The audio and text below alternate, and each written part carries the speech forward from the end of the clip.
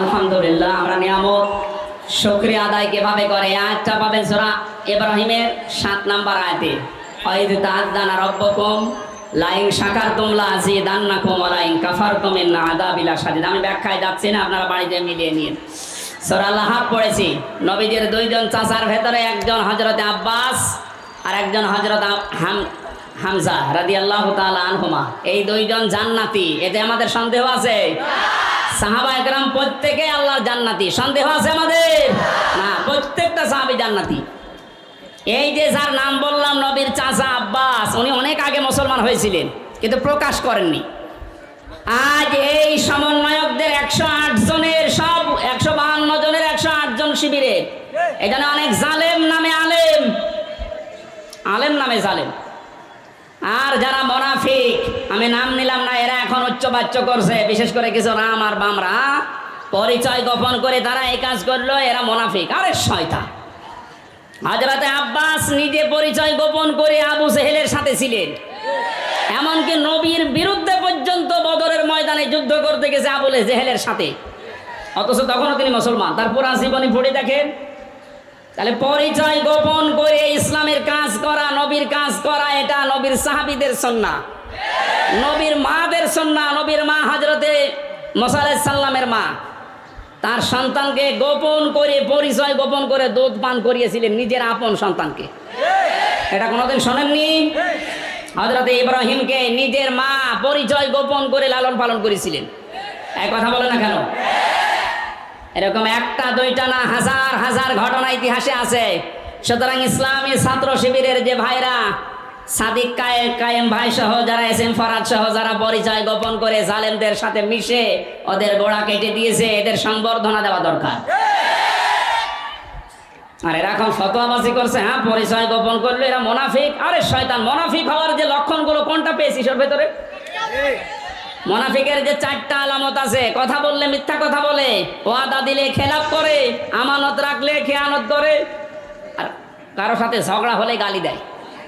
তো এইগুলো কাদের ভেতরে পাওয়া যায় আপনি দেখতে পাচ্ছেন না? মুখের ভাষা দেখিয়েছেন টকশোতে, যেটা 72 রাকাত নামাজ পড়তো, ওর মুখের ভাষা দেখেছেন? বাকি গেল না, নাই বললাম। এদের মুখের ভাষা শুধু না, এদের চরিত্রও এরকম নিকৃষ্ট। বুড়ো হয়ে কবরে চলে যাচ্ছে, তারপরও উল্টাপাল্টা কাজ ছাড়ে না। ওদের চরিত্র প্রত্যেকেরটা এরকম, একটারও ভালো পাইনি আমি। যত মানুষকে নাম শুনি দেখি এখন বাস্তবে, প্রত্যেকটা চরিত্র শয়তানের চাইতেও খারাপ। এখনো পর্যন্ত যদি আপনার হুঁশ না ফেরে, এতে কবে আবার হুঁশ ফিরবে বলেন তো? আমরা যেহেতু তাফসীরুল কোরআন মাহফিল দিয়েছেন, তাফসীরের দিকে যাচ্ছি, এজন্য ঐতিহাসিক একটা প্রেক্ষাপট বলছি। নবীজির আরো দুইজন চাচা জাহান্নামী, একটা আবু লাহাব আর আবু তালেব। এই যে আবু লাহাব, যেই লোকটা, তার নামে আল্লাহ একটা সূরা নাজিল করলেন। কেন দিয়েছেন? ঐতিহাসিকরা লিখেছে, এটা বুখারী শরীফের ভেতরে আছে। এই যে আব্বাস রাদিয়াল্লাহু তাআলা আনহু, তার সন্তান আব্দুল্লাহ বর্ণনা করছে, বিশ্বনবী নবুয়ত পাওয়ার পর হেরা গুহা থেকে যখন হযরতে খাদিজাতুল কুবরার কাছে এসে বললেন, ইয়া খাদিজা জাম্মিলুনি জাম্মিলুনি, আমাকে ঢেকে দাও, আমি আমার নিজের জীবনের উপরে আশঙ্কা করছি, ভয় পাচ্ছি, আমার জীবন সম্পর্কে আমি ভীত সন্তুষ্ট, আমি ভয় পেয়েছি। এই দেখেছিলাম, এক পা আকাশে এক পা জমিনে, বিশাল এক ফেরেশতা আমার কাছে এসেছিল। হযরতে খাদিজাতুল কুবরা ওই দিন নবীজিকে 6টা সান্ত্বনা দিয়েছিলেন। এখানে মা বোন যারা এসেছেন খুব খেয়াল করে মিলাবেন। হযরতে খাদিজাতুল কুবরা ওই দিন ডাক দিয়ে বলেছেন, আবুল কাসেম, ভয় পাবেন না আপনি। কাল্লা, কখনোই না। আল্লাহি মা ইউখজিকাল্লাহু আবাদান, আল্লাহ কখনো আপনাকে অপমান, অপদস্থ, ভয় দেখাতে পারে না, আপনাকে লাঞ্ছিত করতে আল্লাহ পারে না। কে বলছেন এ কথা? স্ত্রী। কে বলছেন? বলেন বলেন। আমরা বাইরের জায়গা থেকে কাজকর্ম করে, কর্মজীবন শেষ করে, দিনের দাওয়াত দিয়ে বাড়িতে আসার পর আমাদের স্ত্রীরা যদি এই 6টা কথা যেটা খাদিজাতুল কুবরা বলেছিলেন, আপনার সম্পর্কে, আমার সম্পর্কে, আমার স্ত্রী, আমার ঘরের মানুষ যদি বলতে পারে, আপনি বুঝবেন আপনি নবীর পথে আছেন। আর যদি দেখেন যে না, এগুলোর একটাও বলছে না, তাহলে বুঝবেন আপনি নবীর তরিকায় নেই, অন্য তরিকায় আছেন। খাদিজাতুল কুবরা এতটুকু বাক্য উচ্চারণ করার ভেতরে তিনি আল্লাহর নবীকে শুনিয়েছিলেন আল্লাহর নাম 2 বার। আল্লাহি, আল্লাহর কসম, কাল্লা, কখনো না, মা ইয়াখজি কাল্লাহু আবাদান, কখনো আল্লাহ আপনাকে অপমান অপদস্থ করতে পারে না। ছোট একটা বাক্যে খাদিজাতুল কুবরা আল্লাহর নাম বললেন কয়বার? আরো জোরে। অথচ তিনি তখন পর্যন্ত মুসলমান হননি। তিনি এখনো দাওয়াত পাননি, মুসলমান হবেন কি করে?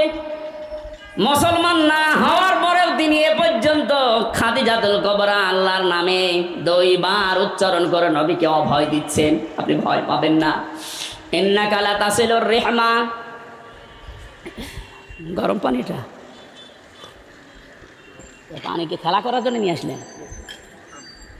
এসে লাগবে না, আপনি এখানে বসেন, বসেন, বেকার ডিস্টার্ব করলেন।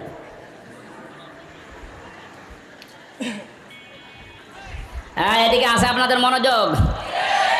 হযরতে খাদিজা বলেছিলেন, হে নবী, হে আমার স্বামী, ইন্নাকা লা তাসিলুর রিহমা, আপনি রেহেমের সম্পর্কগুলো ঠিক রাখেন। তার মানে এই যে আত্মীয়তার সম্পর্কগুলো আপনি ঠিক রাখেন, এটা এত বড় গুরুত্বপূর্ণ একটা বিষয়। আজকে আমরা বাংলাদেশে অনেকের ভেতরে এই আচরণটা পাচ্ছি না। ধর্ম বাবা পাতিয়েছে রাজশাহীতে, বছরে 3 বার করে যায় সেখানে, অথচ নিজের আপন বোন গরিব, সেখানে বছরে 1 বারও যায় না। আর এটা যায় না তার কারণ আছে, অন্যতম বাধা হচ্ছে এই লোকটার স্ত্রী। এই কথা বলছে না কেন?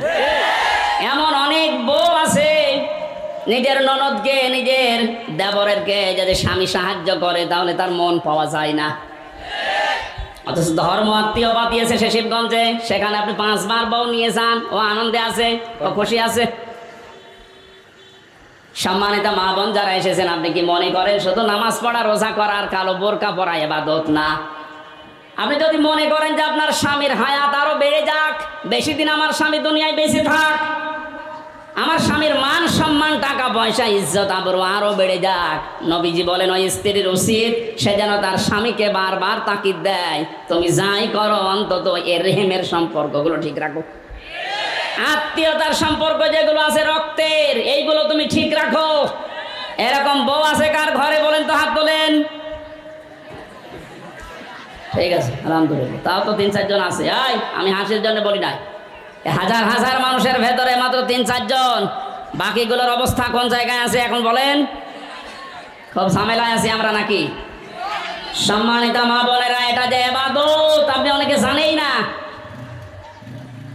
আপনার স্বামীর সাথে যার যার রক্তের সম্পর্ক আছে, তার বোন, তার ভাই, তার চাচা, ফুফু, তার মা বাবা, এগুলোর সাথে যেন সম্পর্ক ঠিক রাখে আপনি তাকিদ দেবেন, এটাও আপনার নামাজের মতো সওয়াব হবে।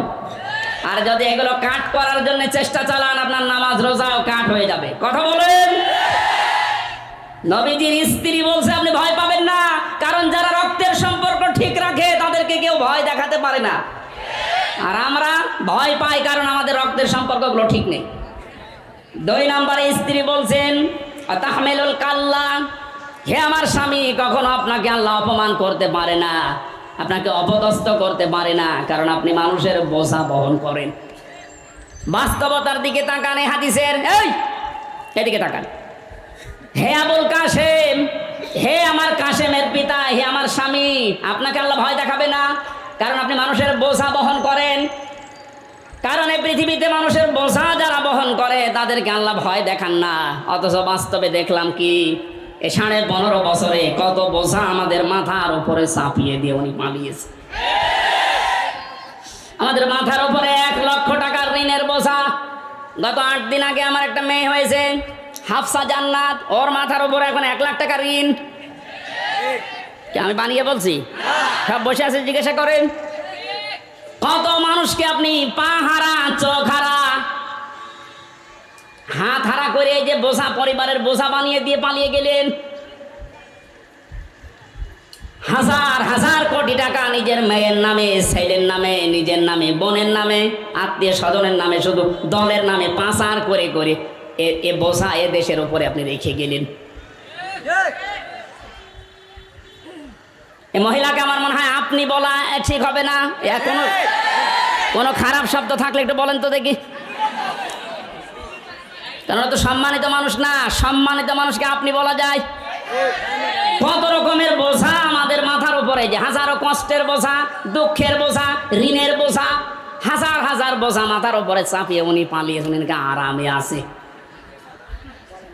আপনি নবীর আদর্শ মানেন নাই। নবীর আদর্শ হচ্ছে পৃথিবীতে মানুষের বোঝা বহন করা, হালকা করে দেওয়া, আর আপনি আরো বোঝা দিয়ে গেলেন। আপনি নবীর উম্মত না।